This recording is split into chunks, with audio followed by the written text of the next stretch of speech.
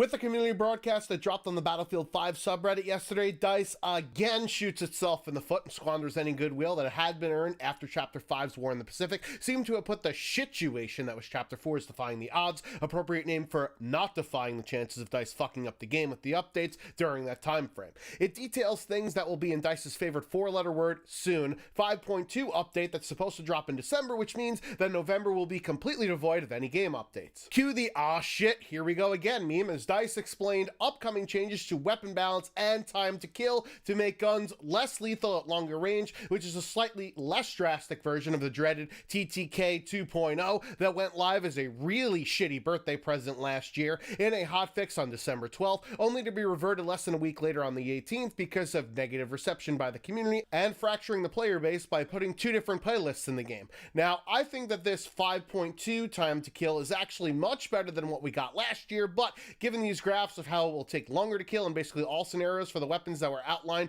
via the graphs on screen here, it seems that DICE didn't learn their lesson at all from last year's fiasco. Link in the description to a video on the subject in case you forgot the details about it. The one single thing that is at an almost unanimous agreement from the community about Battlefield 5 is how good the gunplay feels and the time to kill, so why in the fuck would the developers change it this drastically? I do agree that getting lasered by an MMG at a decent distance needs to be looked at, and perhaps the MG42 changes an overkill despite a step in the right direction. This isn't the best way to get more weapons in the rotation for meta and to promote more close quarters and objective gameplay instead of people staying back using their weapons at range to kill the people that actually PTFO. They've also indicated that they're going to tweak fire rates, recoil, and ammo sizes as well as range and damage changes, which again seems like taking a hatchet to a problem that needs a scalpel. Nerf the weapons that are overused because they're much better than their in-class counterparts, and that's why everybody gravitates towards those, but leave the remaining ones as they are. Ancillary to these changes is a Fliegerfaust nerf where you actually need to somewhat aim in order to use the gadget effectively, and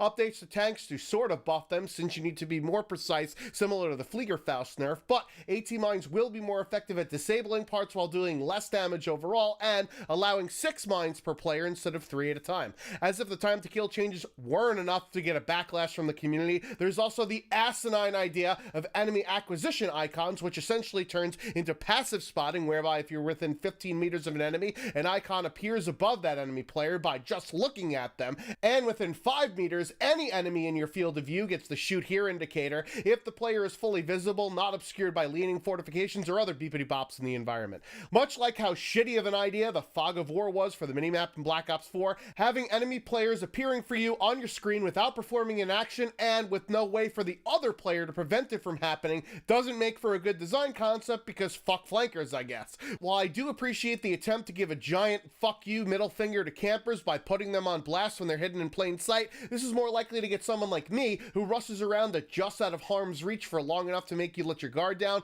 like a person trying to eat something with your hands in a place where hungry birds fly overhead. And if I'm going to be pointed out on a player's screen if he so much as accidentally glances in my general direction like some awkward sexual tension, then this completely fucks people that are playing the objective in close quarters combat like DICE claimed that they wanted to do to help encourage the previous time to kill fixes. So why in the fuck do you have these contradictory gameplay philosophies here? I guess that's maybe why they're also introducing a HUD indicator by the minimap when you're spotted, but this only works for recon gadgets like spotting scopes or flares and will go away when you're in smoke or out of line of sight of that scope, but not in those aforementioned close quarters combat scenarios. Naturally, the community isn't thrilled with the idea of the game playing for you because they're thinking about how it'll be on the receiving end of things when your awesome tactics gets countered because you essentially have a giant fuck off kick me sign on your back. Instead of this idea, how about making players stand out from the environments more by not making maps or uniforms that are sold in the armory that aren't in rotation for weeks on end to use up the spaces for ones that players actually want instead of ones that completely blend soldiers into their surroundings? Can we get some cosmetics where I don't have to ask, is that a player or is that a fucking tree? So now that the negatives are mostly out of the way, let's turn this frown upside down with the announcement that rental server program, I mean private games, I mean community games as it's now called, will be launching with this 5.2 update only over a year after the game launch, but hey, at least it'll be free instead of another way for DICE to collect money for a feature that drove away said community from being built on when the game first dropped. Another item that was announced during reveal way back in May and wasn't a launch offering is tank customization, which, according to a previous This Week in Battlefield post, has a date in mind, but since it hasn't been blessed by the plethora of layers of bureaucratic upper management, it's not yet known to us However, there are more references found in files to it, including menu icons, so it seems that it's finally happening, Michael Scott. You can put those weird horse heads on your vehicles. Speaking of vehicles, the lunge mine, aka the boom broom, for people that can't get enough of annoyingly bayonet charging soldiers, so now they added an option to do it to tanks as well, isn't going to be ready for the 5.2 update, so its launch as a gadget for both assault and support classes is being pushed out until 2020. Originally, it was supposed to be a reward starting on December 5th during week 6 of the Tides of War live service buzzword excuse to ship an empty shell of a product only to overpromise and underdeliver and actually filling it in. In other upcoming rewards, the BAR 1918A2 easy port over from the prior Battlefield title is coming out during week 7 on December 12th, the Nambu Type A2 SMG in week 10 on January 2nd, the Type 97 LMG on January 9th for week 11, and the M3 Grease Gun on January 16th for week 12. We also know that there will be several limited time modes coming back, with one of my favorites, Grind, on November 21st for week 4. Frontlines, which is another sore spot for the community, considering that it was one of the modes that was actually taken away during the game's life cycle, which is actually antithetical to a live service, adding more shit as you go on experience in week 6 on December 5th, but thankfully it might also include those much needed updates that have been discussed in developer blog posts and outposts for week 9 starting December 26th, which will include that mode on the new Pacific maps, which probably means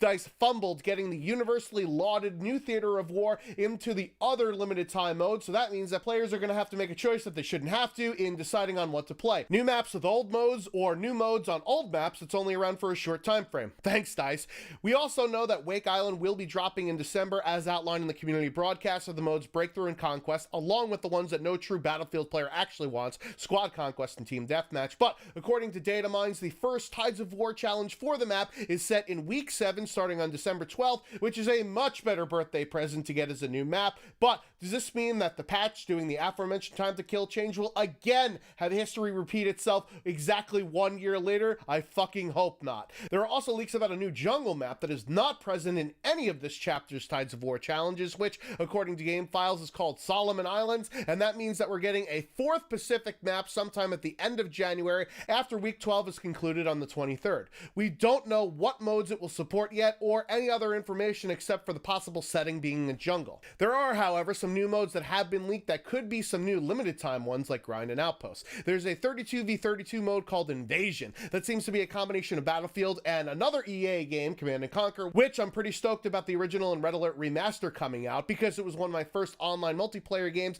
Even though it is a RTS game, I did play it back in the day with the 56K modem. For those of you little kids, that's that whirring beeping sound that you see in old-timey movies. But it looks to be similar to Conquest from other Battlefield games like 3 and 4, where you gain certain advantages for capturing certain objectives like the AC-130 and the cruise missile for commanders. However, in this mode they are barracks that gives you the ability to spawn more troops, so I guess that will add more tickets to the team that holds that resource, and naval resources, which I'm guessing will allow more spawns for boats, but no hose. Similarly, there's a tank factory and airfield, probably granting vehicle and aerial reinforcements, and finally a radar station that says spot enemy players, so maybe it's like the UAV commander tool from Battlefield 4, where you can just click on an objective and a giant circle of imminent death appears above that objective. Another new mode is called Battle Zone, but once you actually look at what it is, it's not really all that new, being 16v16 best of 5 round-based rotation of TDM, Dom, Rush, and Capture the Flag, which the last one hasn't been in Battlefield 5, but was in prior titles like 4 and 3, with Final Stand being the mode to decide who is the winner as the tiebreaker. But if it's anything like Grand Operations, it's almost arbitrary as to when you're actually able to play that mode, and it's basically almost never. This seems like a shittier version of Grand Operations, which I didn't even fathom was possible until I read that instead of Airborne and Conquest, you're gonna have to play Team Deathmatch and Domination. Also in data mines, there are references to the M2 Flamethrower battle pickup to be brought to the Operation Underground map in the Conquest, Breakthrough, and Rush game mode, so it'll be interesting to see if DICE adds those battle pickups that are on the Pacific to other maps and how the weapon will behave in the train tunnel portion of the map where it's slightly flooded. Keep yourself wet, folks. Jump underwater to avoid the fire. That's not all with weapon leaks, as there is a Christmas bat melee weapon that's similar to the Secret Santa one from Black Ops 4, being a baseball bat that's in wrapping paper with an outfit that has a Christmas tree light on the helmet, which is a nice change to having soldiers actually stick out instead of filling into the surroundings. Lastly, in Battlefield news, on a recent EA investor call, the publisher indicated that there will not be a new Battlefield title in 2020 to correlate with the release release of the already hardware obsolete next-gen PS5 and Xbox Scarlet consoles,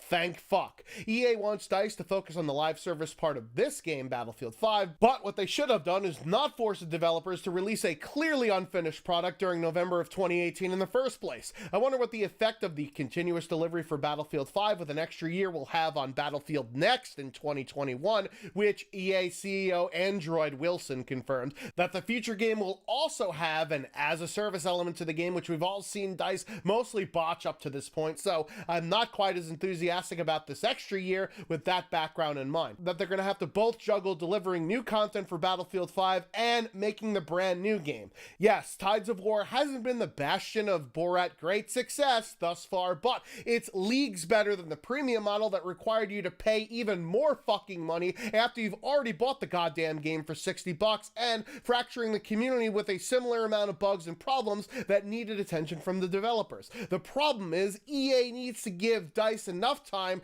to create a game that both isn't lacking in basic functionality and has enough quality assurance testing such that the team is making new shit after launch instead of spending that time and resources towards squashing bugs and fixing the community issues that they find. If Battlefield 5 launched 4 or even 6 months later than it originally did, the game would have been far better off from a quality standpoint, and it would have had core gameplay elements like co-op and battle royale not being dead on arrival like it was with this iteration. I hope EA learned its lesson, but I'm not holding my fucking breath on it. Anyways, what do you think about the potential upcoming changes to Battlefield 5 along with the leaks? And give me your opinion on Battlefield Next not being until 2021. I've been the Schwantz27 over like Myles Garrett's season. Until next time.